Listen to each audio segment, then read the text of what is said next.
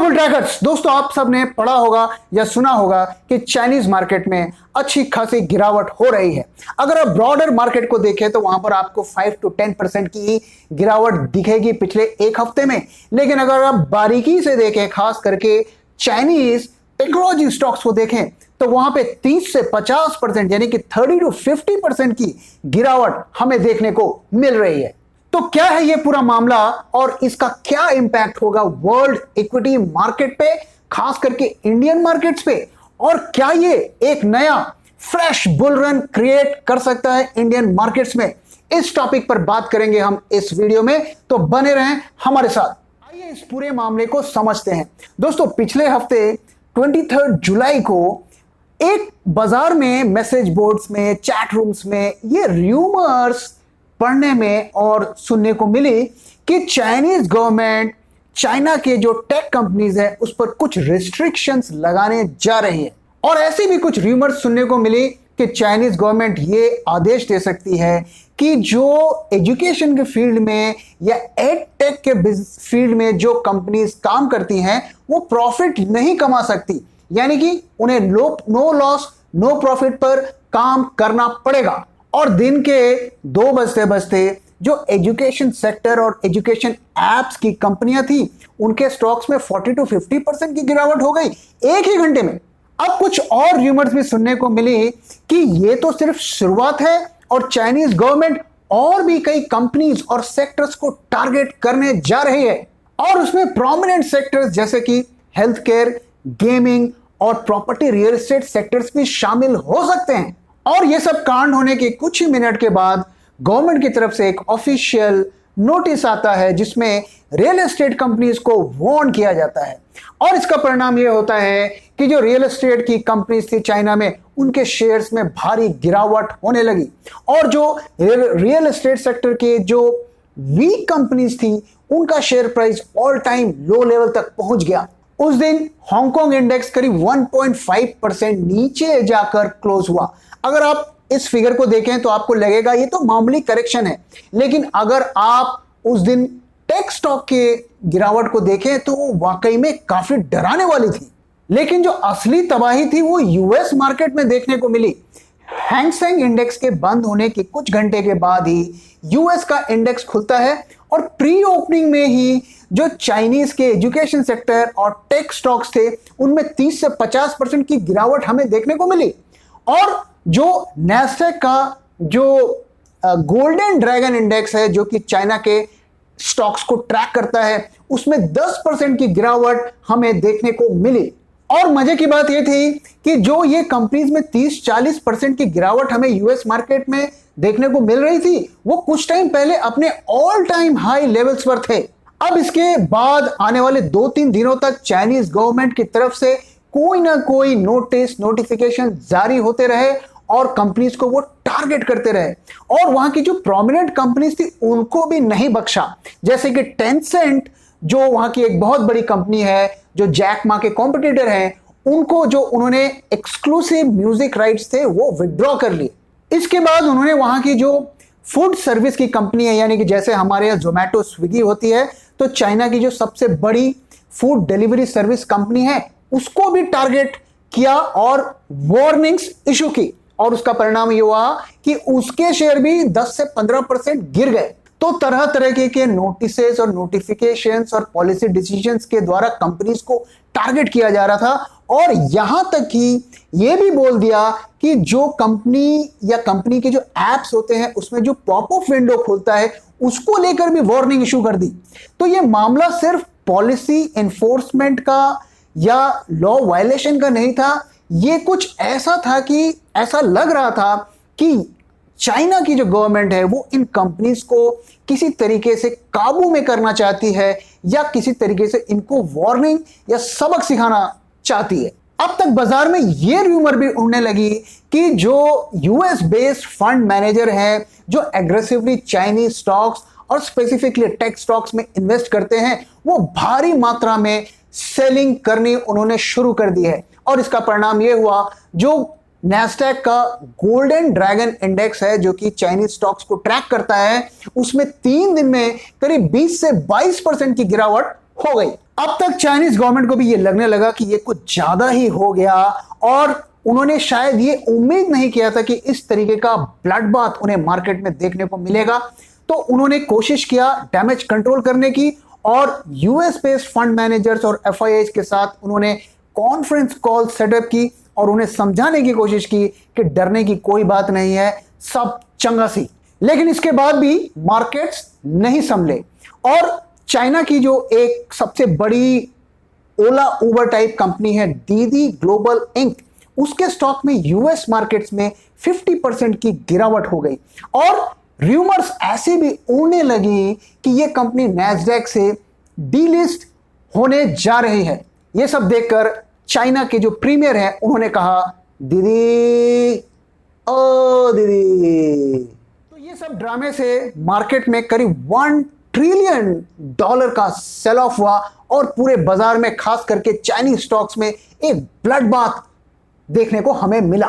और ऐसा कहा जा रहा है और सुना जा रहा है कि ये मामला अभी खत्म नहीं हुआ है और इस तरीके की और कई कदम चाइनीज गवर्नमेंट उठा सकती है। अब आप शायद ये सोच रहे होंगे कि ऐसा क्यों किया गया। देखिए दोस्तों, जब आदमी को सत्ता पावर का अहंकार हो जाता है तो वो ऐसे फैसले लेती है और बिना पब्लिक को कॉन्फिडेंस में लिए इस तरीके के फैसले लेती है क्योंकि उनको फर्क नहीं पड़ता कि किसको कितना नुकसान हो रहा है, उन्हें जो करना है वो करना है। और अक्सर ऐसे लोग बिना विचार विमर्श किए, बिना सोचे समझे ऐसे फैसले लेते हैं और लोगों को मुश्किल में डालते हैं। तो चाइना में किस तरीके का पॉलिटिकल माहौल है उसका मैं एग्जाम्पल आपको देता हूं। कुछ महीनों पहले आपने सुना होगा कि जैक मा अचानक गायब हो गए और कई महीनों तक उनका कोई अता पता नहीं रहा कि वो कहां है। और कुछ टाइम बाद ऐसी खबरें आई कि उनको अपना जो उनका आईपीओ आने वाला था एंड फाइनेंशियल का, उसे उन्हें कैंसिल करना पड़ा। और ये सब इसलिए हुआ क्योंकि उन्होंने चाइनीज रेगुलेटरी अथॉरिटी के बारे में कुछ क्रिटिसिज्म कर दिया था किसी पब्लिक फोरम में। तो इस तरीके की जो गवर्नमेंट्स होती हैं उनको अपना क्रिटिसिज्म बिल्कुल पसंद नहीं होता है। अगर आप उनकी थोड़ी भी कमी उनको बताएंगे तो उसको सुनने और फिक्स करने के बजाय वो आपके ऊपर ही एक्शन लेंगे। एक और कारण बताया जा रहा है जिसकी वजह से चाइनीज गवर्नमेंट ये एक्शन ले रही है, वो ये कि इन कंपनीज के पास काफी ज्यादा पब्लिक का डेटा है और चाइनीज गवर्नमेंट को ये डर लग रहा है कि इस डेटा को यूज करके पब्लिक ओपिनियन उनके अगेंस्ट में की जा सकती है। अब जो भी रीजन हो, हमें नहीं पता क्या रीजन है, क्यों किया जा रहा है, लेकिन इस तरीके से पैनिक क्रिएट करके मार्केट में एक ब्लड बाथ क्रिएट करना कहां तक जायज है। अब आइए बात करते हैं कि ये जो मार्केट क्रैश चाइना में हो रहा है इसका वर्ल्ड इक्विटी मार्केट में और इंडिया में क्या इंपैक्ट पड़ेगा। देखिए, पहली बात तो ये कि चाइना में कुछ भी होता है तो हमें उसे हल्के में नहीं लेना चाहिए। चाइना ने 2015, 16 और 2018 के जो मार्केट में सेल ऑफ हुए थे वो चाइनीज मार्केट की वजह से ही हुआ था। तो चांसेस ये भी हैं कि ये सेल ऑफ स्प्रेड करके दूसरे मार्केट्स तक जा सकता है। और क्यों जा सकता है उसके कारण मैं आपको बताता हूं। देखिए, चाइना के क्रैश का जो पहला इंपैक्ट होगा उन कंट्रीज में होगा या उन मार्केट्स में होगा जो चाइना को एक्सपोर्ट करती हैं, जैसे कि यूरोप की कंट्रीज जैसे कि जर्मनी और इटली। तो चाइना की जो करेंसी है युआन अगर कमजोर होगी तो उनके एक्सपोर्ट पर इसका इफेक्ट पड़ेगा और एक्सपोर्ट्स कम होंगे जिसकी वजह से उनके स्टॉक मार्केट्स पर एक नेगेटिव इंपैक्ट पड़ेगा। दूसरी चीज ये कि अगर चाइनीज युआन कमजोर होगा तो डॉलर स्ट्रांग होगा और डॉलर अगर स्ट्रांग होगा तो इमर्जिंग मार्केट की जो डेवलपिंग और इमर्जिंग मार्केट्स की जो करेंसी है वो वीक होंगी। इसका मतलब ये कि हमारी करेंसी भी वीक होगी और जब हमारी और दूसरे इमर्जिंग मार्केट्स की करेंसी वीक होंगी तो ये कई तरीके की प्रॉब्लम्स क्रिएट करेंगे। पहला ये कि एफआईआईज अपना पैसा निकालेंगे और ऑलरेडी हम देख रहे हैं कि इंडियन मार्केट्स में एफआईआईज लगातार पिछले 2-3 महीनों से सेलिंग कर रहे हैं। दूसरा ये कि जब करेंसी वीक होगी तो चांसेस बहुत ज्यादा रहेंगे कि इंटरेस्ट रेट को बढ़ाया जाएगा, यानी कि सेंट्रल बैंक या आरबीआई इंटरेस्ट रेट को बढ़ा सकती है, जो कि वंस अगेन स्टॉक मार्केट्स के लिए बहुत ज्यादा नेगेटिव होगा और एक मेजर सेल ऑफ वो क्रिएट कर सकता है। तीसरा जो नेगेटिव इंपैक्ट होगा हमारी करेंसी वीक होने का वो ये कि कमोडिटी प्राइसेस और बढ़ जाएंगी। ऑलरेडी आप देख रहे हैं कि सारी कमोडिटी प्राइसेस बढ़ गई हैं और आने वाले दिनों में ये और बढ़ सकती हैं। कमोडिटी प्राइसेस यानी स्टील प्राइसेस, ऑयल, गोल्ड, ये सारी चीजें बढ़ने लगेंगी, जिसकी वजह से महंगाई और बढ़ेगी और इंटरेस्ट रेट फर्दर बढ़ने का और खतरा बढ़ जाएगा। देखिए दोस्तों, ये तो हो गई जो नेगेटिव एस्पेक्ट है, ये जो सेल ऑफ चाइनीज मार्केट में हो रहा है, और शॉर्ट टर्म में इसका हमें नेगेटिव ही इंपैक्ट देखने को मिलेगा इंडियन मार्केट्स में और इमर्जिंग मार्केट्स में।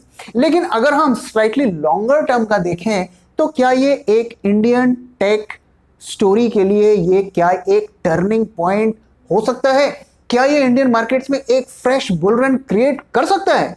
आइए इस पर थोड़ा बात करते हैं। दोस्तों, आप सबने देखा कि जोमेटो का आईपीओ आया और उसकी एक बम्पर लिस्टिंग हुई, और आने वाले कुछ दिनों में आप देखेंगे कि इसी तरीके के कई सारे टेक स्टॉक्स की आईपीओ आने वाले हैं। उसमें फ्लिपकार्ट भी है, पेटीएम भी है, रेजर पे भी है, जीरोदा है, इस तरीके की बहुत सारी कंपनीज के आईपीओस आएंगे, और ये सारे बहुत बड़े बड़े आईपीओस होंगे, और ये सारी इंडिया की लीडिंग कंपनी है, प्रॉमिसिंग कंपनी है, और इनका एक बहुत बड़ा यूजर बेस है। इनमें बहुत सारा पोटेंशियल है, और इन कंपनीज में काफी ज्यादा एफआईआईज और बड़े इन्वेस्टर्स का इनमें काफी ज्यादा इंटरेस्ट है।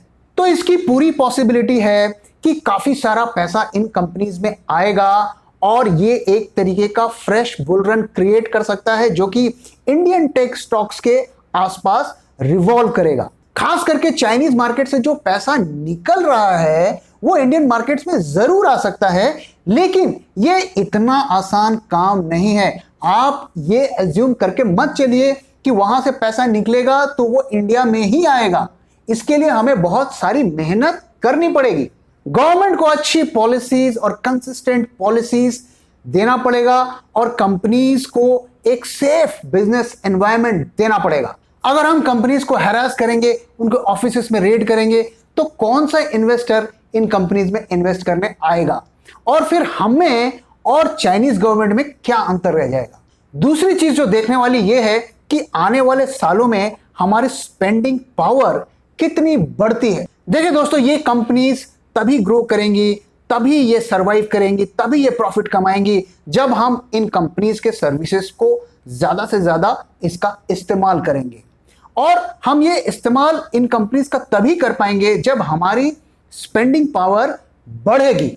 और देखिए कोविड का कितना इंपैक्ट हमारी इकोनॉमी पर हुआ है, और थर्ड वेव और फोर्थ वेव का खतरा ऑलरेडी बना हुआ है, और बड़े बड़े पंडित भी ये आकलन नहीं कर पा रहे हैं कि आने वाले सालों में इसका हमारी इकोनॉमी पर क्या इंपैक्ट होगा। तो एक तरीके से अनसर्टेनिटी बनी हुई है, और यही कारण है कि ये सारी कंपनीज वेट ना करके तुरंत पे तुरंत आईपीओस ला रही हैं। आप अपने आप से पूछिए कि पिछले कुछ सालों के मुकाबले अभी आप कम खर्च कर रहे हैं या ज्यादा खर्च कर रहे हैं, तो आपको स्टेट ऑफ इकोनॉमी के बारे में पता चल जाएगा। तो ये चाइनीज मार्केट का क्रैश डेफिनेटली हमारे लिए एक अपॉर्चुनिटी बनकर आया है, लेकिन ये हमारे ऊपर डिपेंड करता है कि हम इस अपॉर्चुनिटी को कैच कर पाते हैं या नहीं कर पाते हैं। But right now it is wait and watch situation, और जब तक ये चाइनीज मार्केट का खतरा नहीं टलता है, हमें बेहद सावधान रहना पड़ेगा। दोस्तों, इसी के साथ मैं इस वीडियो को यहां पे खत्म कर रहा हूं। वीडियो कैसा लगा जरूर बताइएगा, और वीडियो पसंद आया है तो प्लीज वीडियो को लाइक करिए, अपने दोस्तों के साथ शेयर करिए, और हमारे चैनल को सब्सक्राइब करिए। Thank you very much for your time दोस्तों। फिर मिलेंगे किसी और वीडियो।